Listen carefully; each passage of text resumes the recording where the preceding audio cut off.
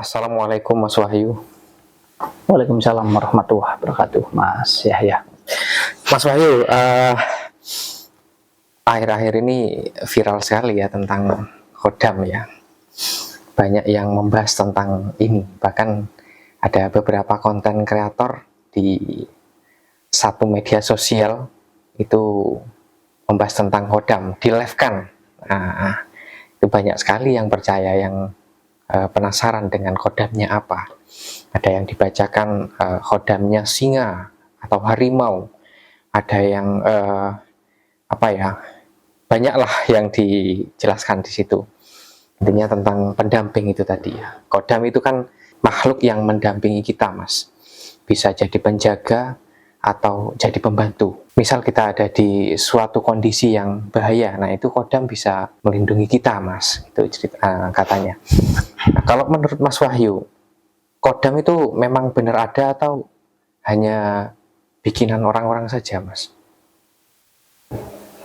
Khodam itu ya jelas ada, Mas Yahya. Ya. Khodam Brawijaya. Itu ya di kemiliteran ya. Tapi kalau Khodam yang dimaksudkan di sini adalah tentang sosok atau makhluk pendamping atau penjaga atau pembantu, apapun lah namanya. Intinya adalah makhluk gaib yang mendampingi kita. Saya kok tidak percaya ya Mas Yahya ya. Berarti nggak ada ya, Mas? Ya kalau menurut saya tidak ada. Kok enak sekali kalau ada pendampingnya begitu ya, kurang lebih ya. Mungkin gimana ya, lebih ke ini. Kalau di zaman dulu itu masih jarang banget orang membahas Khodam yang katanya itu mendampingi seseorang, begitulah kurang lebihnya.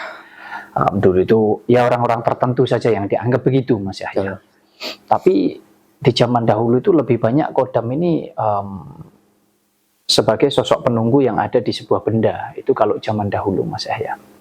Jadi ada di keris, di tumbak, atau mungkin ada di, intinya ada di benda-benda pusaka, benda yang dianggap memiliki nilai lebih lah, kurang lebih begitu. Oke. Mau itu akik, batu permata ya, atau mungkin juga keris, tombak dan lain sebagainya.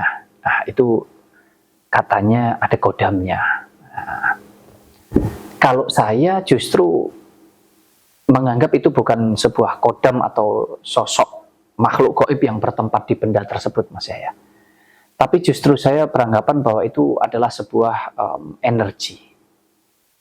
Yang mana kalau di zaman dahulu, Mas Yahya, ya di zaman dahulu para empu, seseorang yang menciptakan sebuah senjata, mau itu bikin keris ataupun bikin tumbak, itu tentu dengan kekuatan daripada pikiran dan juga jiwa, Mas Yahya.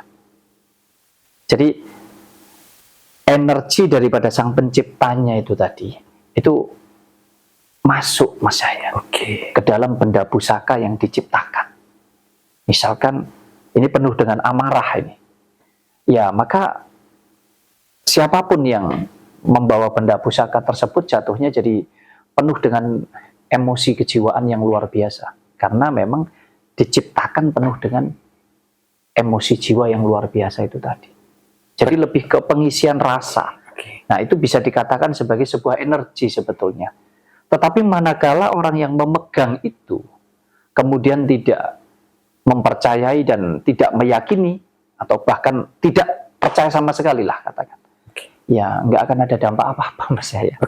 Berarti bukan makhluk yang diisikan ke benda tersebut ya, Mas? Kan ada tuh keris yang bisa berdiri. Itu siapa yang bisa membuat keris itu berdiri kalau bukan makhluk, Mas? Ya, kalau dibilang makhluk bukan, Mas Yahya.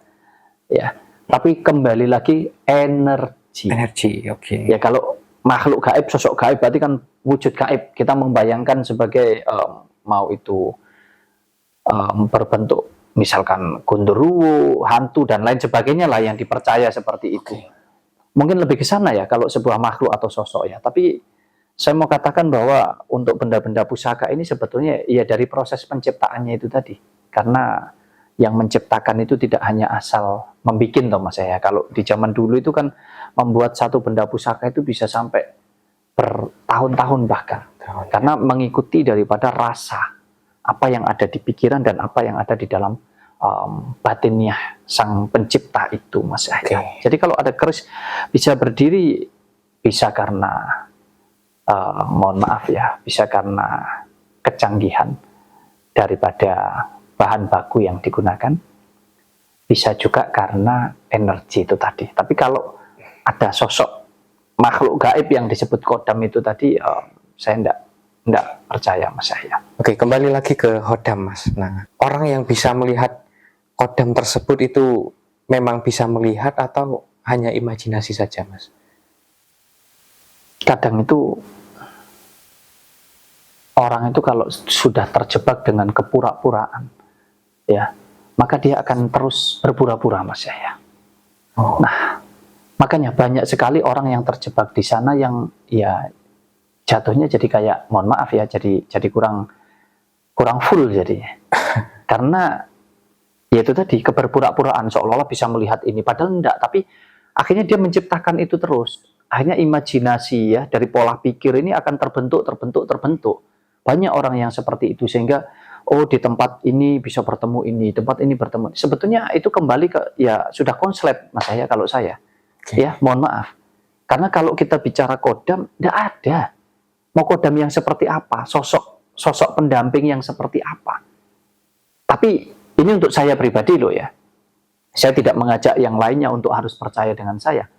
Jadi kembali, apa yang menurut saya benar belum tentu menurut teman-teman. Kan demikian. Jadi kalau teman-teman ada yang mempercayai itu, ya silahkan, itu hak masing-masing. Tapi kalau saya boleh memberikan sedikit wawasan bahwa apa kodam itu? Tidak ada.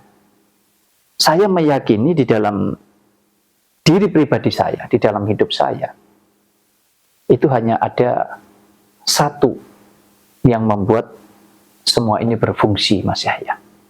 Sumber kehidupan. Energi daripada Gusti Allah, daripada Tuhan yang Maha Kuasa. Atau kita sering menyebut roh kehidupan, atau kehidupan rohani, atau kehidupan daripada jiwa kita. Ya sudah, itu isinya cuma dari yang Maha Kuasa, selesai. Tidak ada yang lain. Makhluk apapun itu, berwujud macan, berwujud singa, berwujud gajah, mungkin berwujud, tidak ada yang seperti itu. Mohon maaf ini ya. Ini cuma karena mungkin sudah apa ya? Ya balik lagi ya, setiap orang sudut pandang, persepsi, cara berpikir di dalam memahami sesuatu hal itu kan berbeda-beda ya. Ya itu hak masing-masing lah. Tapi saya tegaskan untuk saya dan untuk dulur-dulur mungkin yang mau berpikir dengan luas, dengan jernih, tidak ada itu kodam. Kita ini ya miliknya Tuhan, ya sudah. Berarti yang ada di dalam diri kita ini ya satu adanya, punyanya Tuhan itu tadi, yang disebut kehidupan daripada rohani kita. Ada banyak sekali video-video di media sosial, ada rekaman CCTV lah, ada yang ditabrak truk, tapi orangnya nggak kenapa-napa. Ada banyak itu ya, kejadian seperti itu. Bahkan juga banyak cerita dari orang-orang terdahulu, itu nggak mempan. Misal kita kena senjata tajam, itu siapa yang sebenarnya melindungi kita, Mas? Kalau kita masuk ke sana, pertama begini, hidup ini adalah sebuah proses, ya, dimana kalau kita memprosesnya dengan benar, memprosesnya dengan baik, maka hasilnya juga akan benar dan akan baik.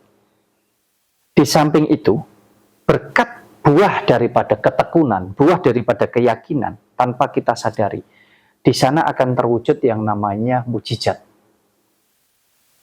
Saya sering sampaikan ini sebagai bentuk bonus lah. Mukjizat itu bonus.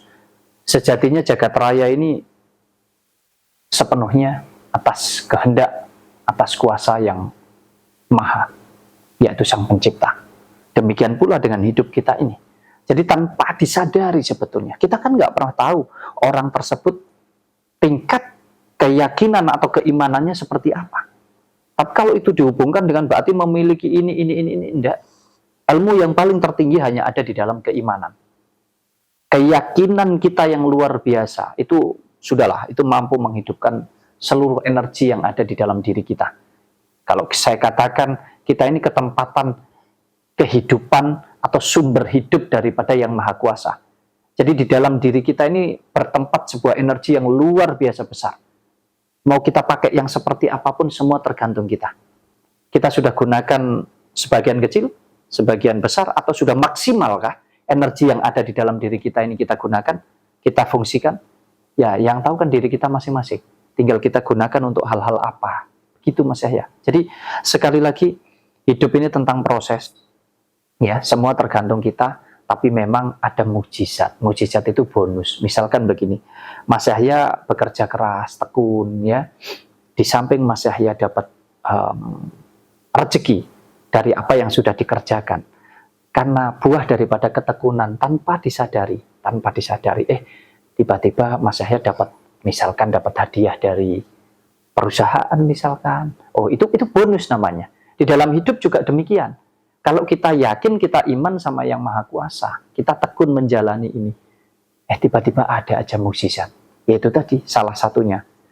Kita lagi nyebrang, tertabrak mobil, alhamdulillah kita nggak apa-apa. Tapi apakah itu bisa diulang? Nggak bisa. Belum tentu. Ya, jadi nggak ada kodam pokoknya. Kalau bahas tentang kodam ini saya jadi kadang pingin senyum sendiri gitu ya. Intinya memang buat saya tidak ada yang mendampingi kita, tidak ada yang menjaga kita, membantu kita, kecuali yang punya kehidupan kita. Lah, yang punya kehidupan kita ini tergantung daripada kita. Karena kita sudah diberi dua alat, satu di otak, di pikiran, satu di hati. Ya, kalau kita gunakan dua-duanya ini ya sudahlah, seimbang sudah hidup kita. Maksudnya dalam segala hal, Mas Yahya.